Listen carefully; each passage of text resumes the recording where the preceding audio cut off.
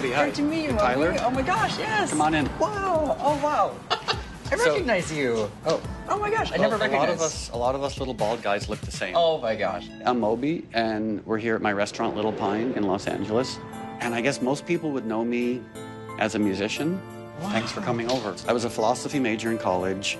I taught Bible study for a long time. I guess I've just been obsessed with spirituality, and so I'm much more interested in whatever sort of meaning or significance might exist beyond our quotidian daily experience. Wow.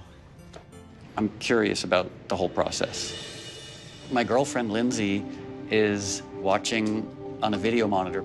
This should be interesting. Have you ever had a reading before? I've never been to a medium. Yeah, so this is my first time. Awesome, great. Well, I'm gonna pop your cherry. Yeah.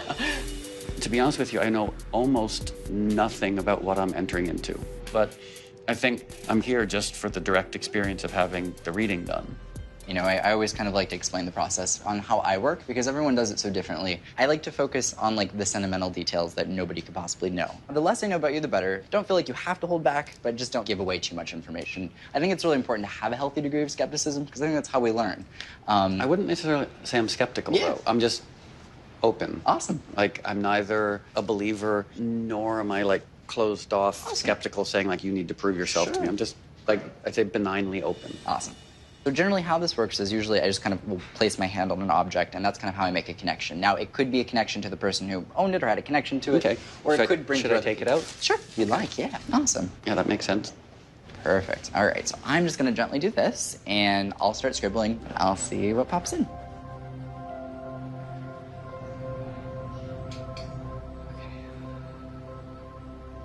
But what's interesting is I have two distinct energies that I need to kind of highlight. And one I would view as being, very maternal, and the other is very paternal. But they come through separately, not together. Dad's side's kind of trying to pop in. If anyone has any New Jersey connections on your dad's side? Yeah. Yeah. Okay. My grandmother on my father's side lived in New Jersey, and my father was from New Jersey. Okay. I don't know. Sure, no problem. So we'll work with it. Yeah. Okay. The thing I want to mention is that he comes through as dad. So is your father actually passed away?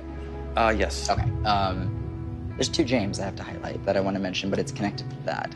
My two James. I don't know about the second James, but my father's name was James. Okay. There's an acknowledgement that this man has a very close connection to you, but he's had a closer connection to you on the other side than he ever got to in life, in the way that this comes across. And Are you sure we've never met before? I'm pretty sure.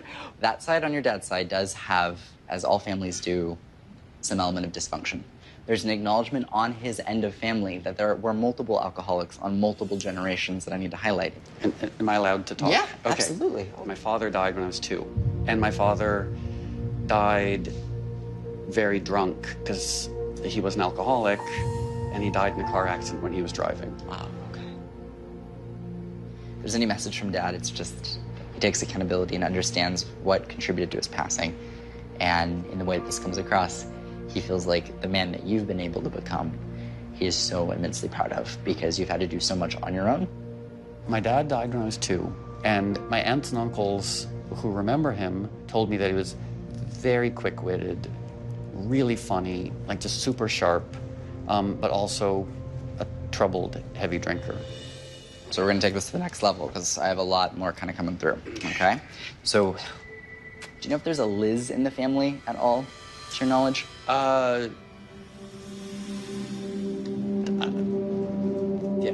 without question. That's my mom and the woman who painted this. Oh, okay, great. Yeah. Awesome. This is insane. This is insane. He's right on every single thing.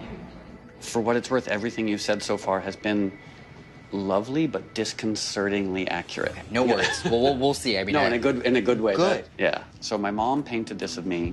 I think it might have been the only portrait that she ever really painted that I sat for. I love that. What an amazing moment to get to capture. And it has so much meaning, and that oftentimes really makes a big difference when I'm holding on to an object. This is interesting the way this comes across. Now, there is a woman who comes down your mom's side who references to an illness, and this is like referencing to decline. There is a reference to cancer that I need to mention on your mom's side, and then we talk about this being rapid or quick. In the last month, I feel like everything kind of speeds up. Do you know who had the cancer that ultimately affected the lungs? My mom. Okay. Now, the thing that comes through with this is there's an acknowledgement of a scan and missing a scan, as in like if we get a scan and everything looks fine, and then we end up having to need another and we like reveal something as being wrong. Okay. That's kind of the gist that comes through. But there's... That's very specific. Yes. It's also accurate. Yes. Yeah, she had been a smoker her whole life. Right. And then she had terrible respiratory problems. Right. And her HMO kept saying, oh, it's a cold. Right. It's like months and months would go by and they'd say, oh, you have a cold, you have bronchitis. Right. Basically, they waited like 4 months to do any tests for cancer. Right.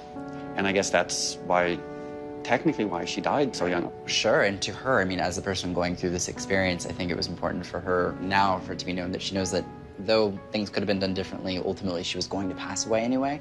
So regardless of how that situation went, she's feeling a sense of like, it's okay. Okay. With how this went, and I'm okay with how this went. Okay. My mom had been a smoker for most of her life. So in the 50s and 60s, she was encouraged by her doctors to smoke as a way of like calming down anxiety. Yeah. So, not surprisingly, she developed lung cancer. They did chemo, they did radiation, and nothing worked. So it was a very quick decline and progression. Did your mom have I don't know why she's presenting the sense of humor, but it's funny. It's a unique sense of humor. She's an interesting lady. Let me think how to put this. She's joking about being moody, and like, there's a reference to like, I'm one way this way and then another way the next, but it's like dependent on the day. But she's not viewing this like a negative sense. It's more of like a self-deprecating kind of like a funny thing. Does that make sense? Perfect sense. Yeah, she was funny. And I sort of, like growing up, I didn't know that there were unfunny people in the world. Part of, I think, what is sort of coming through, I get the sense that there's like a little bit of a playfulness to it. Absolutely, and I would say that's a great way to put it. There's a deep need from her perspective for you to know that you were never a burden, and that raising you from her perspective was a privilege, and that regardless of how she handled or mishandled certain situations, that fundamentally she loved you. She acknowledges her love life and her relationships, and never wanted those relationships to take away from her relationship with you. And that's the way I would put it. Okay, that was a huge part of growing up. Yeah. This is just somebody who was trying to be happy and find a sense of fulfillment in ways that, you know, she might have struggled with. So that makes a lot of sense. My mom raised me on her own, and the relationship we had was very complicated. At times, she was my best friend, and then other times she was also a little bit boy obsessed. So sometimes she would kind of disappear with men that she was dating. So I would say I had a challenging, complicated, at times wonderful, and at times difficult relationship with my mom. There's one thing I need to kind of... This is... okay. Sorry, I just have to figure out where I'm going, because your mom's showing me white roses. And when I see those, this is interesting the way this is coming in. Grave. This is strange. Give me 1 sec. There's a feeling of not wanting there to be a guilt about not visiting, but it's acknowledging like where I'm physically at, and there's a feeling of like there's no need. I'm not getting that feeling of like needing to go to someone's gravesite or anything along those lines. It doesn't come through in that way because I'm not getting a reference to a gravesite. So she's what was she saying? Usually when they come through, they'll be like, okay, I know that you were at my grave, or I know that you were visiting my grave, but she doesn't reference to that at all. She's like, this is not even when it would normally be the case. This isn't the case. Okay, everything else seemed. I mean, everything's been very accurate, but I don't... No worries. I'm so taken aback. Sure. That's not... Because you won't... Well, for what... I don't know. You're freaking me out. That's actually such a weird detail that it... I'm embarrassed of it. No worries. That I couldn't bring myself to go to her grave for about 17 years after she died. Right. And to the extent that I didn't even know where it was. That's okay. Yeah. I only went to her grave for the first time, like, about a month ago. Wow. So Interesting. Yeah. Because she was my mom, I worked under the assumption that she wasn't too troubled with me not visiting this piece of stone in the ground. I think she'd rather be remembered through creativity and through humor and through intelligence. There's a feeling of it's okay for how this was handled. Okay, good. She's so far removed from where her physical body was at. Okay, that was a weird detail. Yeah. I didn't visit my mom's grave for about 17 years until after she died. So there's no way, it's not on Google. Like there's no pictures were taken. There's no record of it at all.